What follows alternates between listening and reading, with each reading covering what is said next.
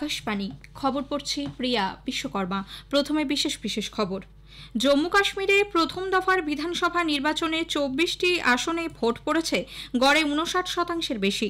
10 বছর পর এই নির্বাচন হচ্ছে। এক দেশ এক নির্বাচনের প্রস্তাব কেন্দ্রীয় মন্ত্রিসভার ছাড়পত্র পেয়েছে। অনুমোদিত হয়েছে চতুর্থ চন্দ্রযান মিশন ও শুক্র গ্রহ প্রদক্ষিণের অভিযান। কেন্দ্রীয় অর্থমন্ত্রী এনপিএস বাৎসল্য প্রকল্পের সূচনা করেছেন। লেবানন জুড়ে পেজার বিস্ফোরণ নিয়ে আতঙ্কের মধ্যেই আজ ওয়াকিটকি বিস্ফোরণে অন্তত 3 জন নিহত হয়েছেন। কলকাতায় রাজ্য সরকারের সঙ্গে আন্দোলনরত জুনিয়র ডাক্তারদের দ্বিতীয় বৈঠক শেষ হয়েছে। এখনও কর্মবিরতি চালিয়ে যাচ্ছেন জুনিয়র চিকিৎসকরা। আসছে বিস্তারিত খবরে। জম্মু কাশ্মীরের প্রথম দফার বিধানসভা নির্বাচনে 24টি আসনে ভোট পড়েছে গড়ে 59% বেশি। ভোট পর্ব ছিল মোটের ওপর শান্তিপূর্ণ। 10 বছর পর এই নির্বাচন হচ্ছে। আকাশবাণীর জম্মু সংবাদদাতা জানিয়েছেন, কাশ্মীর উপত্যকার 16টি কেন্দ্রের মধ্যে সর্বাধিক 61.57% ভোট পড়েছে কুলগাঁওয়ে। অন্যদিকে জম্মু ডিভিশনে সবচেয়ে বেশি ভোট পড়েছে কিস্তওয়াড় জেলায় 77.23%। নির্বাচন কমিশন জানিয়েছে, নির্বাচনে যুব ও মহিলাদের অংশগ্রহণ ছিল চোখে পড়ার মতো। ভোট কেন্দ্রগুলিতে লম্বা লাইন গণতন্ত্রের প্রতি জম্মু কাশ্মীরের মানুষের গভীর আস্থা ও বিশ্বাসের প্রমাণ বহন করে। সব কেন্দ্রেই ওয়েবকাস্টিংয়ের ব্যবস্থা করা হয়েছিল। 32 জন কেন্দ্রীয় পর্যবেক্ষক গোটা নির্বাচনী প্রক্রিয়ার উপর নজর রেখেছিলেন। দেশে একসঙ্গে লোকসভা ও বিধানসভা নির্বাচন এবং তার 100 দিনের মধ্যে পুরসভা ও পঞ্চায়েত নির্বাচন করানোর জন্য উচ্চ পর্যায়ের কমিটির সুপারিশ সরকার গ্রহণ করেছে। প্রাক্তন রাষ্ট্রপতি রামনাথ কোবিন্দের নেতৃত্বে ওই কমিটি রাজনৈতিক দল ও বিশেষজ্ঞ সহ সংশ্লিষ্ট সব পক্ষের সঙ্গে বিস্তারিত আলোচনা করেছেন। আজ কেন্দ্রীয় মন্ত্রিসভার বৈঠকের পর তথ্য ও সম্প্রচার মন্ত্রী অশ্বিনী বৈষ্ণব জানান, 2টি পর্যায়ে সারা দেশে নির্বাচন হবে। প্রথম দফায় একসঙ্গে হবে লোকসভা ও বিধানসভা নির্বাচন, তার 100 দিনের মধ্যে পঞ্চায়েত ও পুরসভা ভোট করানো হবে। एक्सटेंसिव फीडबैक से आया था कि there is a widespread support for simultaneous elections in the country. इसीलिए एनडीए सरकार की कैबिनेट ने आज सर्वसम्मति से इन रिकमेंडेशंस को एक्सेप्ट किया, जिससे कि एक बार में सारे इलेक्शन का प्रोसेस कंप्लीट हो और फिर 5 साल तक सब के सब मेहनत करके देश के निर्माण में लगे। और फर्स्ट फेज में लोकसभा और असेंबलीज के इलेक्शंस को साइमल्टेनियस कराने का प्रयास होगा और सेकेंड फेज में लोकल बॉडी इलेक्शंस को with in 100 days of general elections में करवाना, जिससे कि एक बार में सारे इलेक्शन का प्रोसेस कंप्लीट हो और फिर 5 साल तक सब के सब मेहनत करके देश के निर्माण में लगे। মন্ত্রিসভার এই সিদ্ধান্তকে স্বাগত জানিয়ে প্রধানমন্ত্রী নরেন্দ্র মোদী বলেছেন, ভারতীয় গণতন্ত্রকে আরও প্রাণবন্ত এবং অংশীদারিমূলক করে তোলার ক্ষেত্রে এটি একটি গুরুত্বপূর্ণ পদক্ষেপ। সোশ্যাল মিডিয়ায় এক পোস্টে শ্রী মোদী এক দেশ এক নির্বাচন বিষয়ে গঠিত উচ্চ পর্যায়ের কমিটিকে নেতৃত্ব দান এবং দীর্ঘ আলোচনার পর সুপারিশ তৈরির জন্য প্রাক্তন রাষ্ট্রপতি রামনাথ কোবিন্দের ভূয়সী প্রশংসা করেন। পশ্চিমবঙ্গে বিজেপির মুখপাত্র রাজ্যসভার সাংসদ শ্রমিক ভট্টাচার্য এক ভিডিও বার্তায় এই ঐতিহাসিক সিদ্ধান্ত নেওয়ার জন্য প্রধানমন্ত্রী নরেন্দ্র মোদীকে অভিনন্দন জানিয়েছেন। রামনাথ কোবিন্দের প্রতিও কৃতজ্ঞতা ব্যক্ত করেছেন তিনি। ওয়ান নেশন ওয়ান ইলেকশন আজ ক্যাবিনেট বৈঠকে এই সিদ্ধান্ত গ্রহণ করা হয়েছে।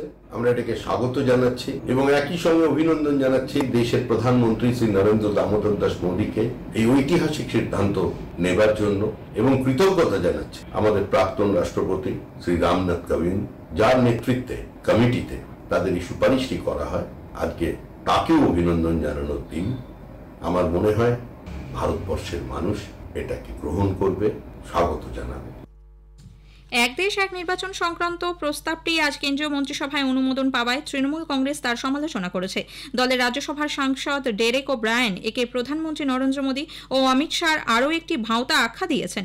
তৃণমূল প্রধান মুখ্যমন্ত্রী মমতা ব্যানার্জি এই প্রস্তাবের বিরোধিতা করে গত 11 জানুয়ারি উচ্চ পর্যায়ের কমিটির সচিব ডক্টর নীতিন চন্দ্রকে যে চিঠি দিয়েছিলেন তার প্রতিলিপি এক্স হ্যান্ডেলে পোস্ট করেছেন। কেন্দ্রের প্রস্তাবের সঙ্গে তিনি যে সহমত নন সে কথা মুখ্যমন্ত্রী আগেই চিঠিতে উল্লেখ করেছিলেন। দেশের বিজ্ঞান ও প্রযুক্তি ক্ষেত্রকে উৎসাহিত করতে সরকার চন্দ্রযান 4 এবং ভেনাস অরবিটার মিশনেও ছাড়পত্র দিয়েছে। চন্দ্রযান 4 মিশনের আওতায় চাঁদে সফলভাবে অবতরণের পর পৃথিবীতে ফিরে আসার প্রযুক্তির বিকাশ নিয়ে কাজ হবে। অন্যদিকে বৈজ্ঞানিক অনুসন্ধান ও শুক্রের বায়ুমণ্ডল আরও ভালোভাবে অনুধাবনের জন্য ভেনাস অরবিটার মিশন হাতে নেওয়া হয়েছে। কেন্দ্রীয় মন্ত্রী অশ্বিনী বৈষ্ণব জানিয়েছেন, 2028 সালের মার্চ মাসে এই অভিযান শুরু হবে। 2024-25 রবি মৌসুমের জন্য ফসফেট এবং পটাশ সারের ওপর অনুপুষ্টি ভিত্তিক ভর্তুকিতেও মন্ত্রিসভা অনুমোদন দিয়েছে। কৃষকদের উৎপাদিত ফসলের সঠিক মূল্য প্রদান এবং উপভোক্তাদের জন্য সাশ্রয়ী মূল্যে পণ্যের যোগান সুনিশ্চিত করতে সরকার প্রধানমন্ত্রী অন্নদাতা আয় সংরক্ষণ অভিযান পিএম আশার প্রকল্পগুলি চালিয়ে যাবার প্রস্তাবেও ছাড়পত্র দিয়েছে। এর জন্য ব্যয় হবে 35,000 কোটি টাকা। রাষ্ট্রপতি দ্রৌপদী মুর্মু আজ মধ্যপ্রদেশের ইন্দোরে মৃগনয়নী এম্পোরিয়ামে তাঁতি এবং জনজাতি শিল্পীদের সঙ্গে কথা বলেন। দেশের প্রাচীন ঐতিহ্য ও সংস্কৃতির সংরক্ষণের উপর গুরুত্ব দিয়ে তিনি বলেন, এইসব শিল্পীদের আরও বেশি উৎসাহিত করতে হবে, কর্মসংস্থানের সুযোগ সৃষ্টিরও প্রয়োজন রয়েছে। এর আগে আজ রাষ্ট্রপতি রাজস্থানের জয়পুরে Malaviya national institute of technology MNITর ৮ম সমাবর্তন অনুষ্ঠানে যোগ দেন। তিনি বলেন, গবেষণা ও উন্নয়ন যাত্রায় মহিলাদের বৃহত্তর অংশগ্রহণ দেশের সাংস্কৃতিক ও অর্থনৈতিক অগ্রগতিকে ত্বরান্বিত করে। মেয়েরা সমান সুযোগ পেলে আরও বেশি দক্ষ হয়ে উঠতে পারেন। কেন্দ্রীয় অর্থমন্ত্রী নির্মলা সীতারামন আজ নতুন দিল্লিতে NPS বাৎসল্য প্রকল্পের সূচনা করেছেন।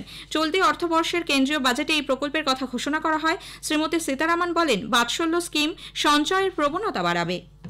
NPS Vatsalya, it actually brings in a habit of saving for the parents who can put the money for the children. So the child is getting the advantage of this kind of return right from when the money is saved, and when he or she is 18 or whenever they get a job, this moves. 18 is when it moves over to become a regular NPS and then benefit from it. Unified pension প্রকল্পের ব্যাপারে অর্থমন্ত্রী জানান, 2025-এর 1 April থেকে এই প্রকল্প কার্যকর হবে। এতে পুরনো এবং নতুন পেনশন প্রকল্পের সবচেয়ে ভালো দিকগুলিকে অন্তর্ভুক্ত করা হয়েছে। অবসর গ্রহণের পর পেনশন নিশ্চিত করবে এই প্রকল্প। অর্থ প্রতিমন্ত্রী পঙ্কজ চৌধুরী বলেন, NPS বাৎসল্য সামাজিক সুরক্ষা দেবে, পাশাপাশি সমাজকেও আত্মনির্ভর করে তুলবে। বাবা মা বছরে ন্যূনতম 1,000 টাকা সন্তানের নামে এই প্রকল্পে জমা রাখতে পারেন। খবর শুনছেন আকাশবাণী থেকে। লেবানন জুড়ে পেজার বিস্ফোরণ নিয়ে আতঙ্কের মধ্যেই আজ ওয়াকিটকি বিস্ফোরণে অন্তত 3 জন নিহত হয়েছেন। রাজধানী বেইরুটের দক্ষিণ শহরতলি এবং দেশের দক্ষিণাংশের বিভিন্ন জায়গায় একের পর এক বিস্ফোরণ ঘটে। আহত হয়েছেন অনেকে। গতকাল পেজার বিস্ফোরণে হেজবোল্লা যোদ্ধা এবং চিকিৎসক সহ 1000-এর বেশি মানুষ জখম হন। মৃতের সংখ্যা বেড়ে হয়েছে 12। এর মধ্যে 2 জন শিশু বলে লেবানিজ স্বাস্থ্যমন্ত্রী ফিরাস আবিয়াদ জানিয়েছেন। এই বিস্ফোরণ কাণ্ডের জন্য ইসরায়েলকে দায়ী করেছে হেজবোল্লা। জর্ডনের বিদেশমন্ত্রী আইমান সাফাদি বলেছেন, বিপজ্জনকভাবে সংঘাত বাড়িয়ে পশ্চিম এশিয়াকে আঞ্চলিক যুদ্ধের দিকে ঠেলে দিচ্ছে ইসরায়েল। গত বছর অক্টোবরে গাজা ভূখণ্ডে ইসরায়েল হামাস যুদ্ধ শুরু হবার পর থেকে সীমান্ত এলাকায় লেবাননের ইরান সমর্থিত হেজবোল্লা গোষ্ঠী এবং তেল আভিভের মধ্যে সংঘাত বহুগুণ বেড়েছে।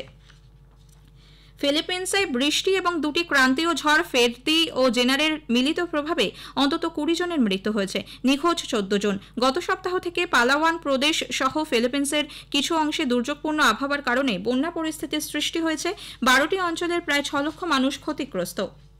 প্রতিরক্ষা ক্ষেত্রে সহযোগিতা বৃদ্ধির লক্ষ্যে ভারতের সামরিক সরঞ্জাম প্রস্তুতকারকদের সংগঠন society of Indian defence manufacturers SIDM, সংযুক্ত আরব আমিরশাহীর এমিরেটস ডিফেন্স কোম্পানিজ কাউন্সিল এবং EDGE গ্রুপের সঙ্গে 2টি সমঝোতা স্মারকপত্র স্বাক্ষর করেছে।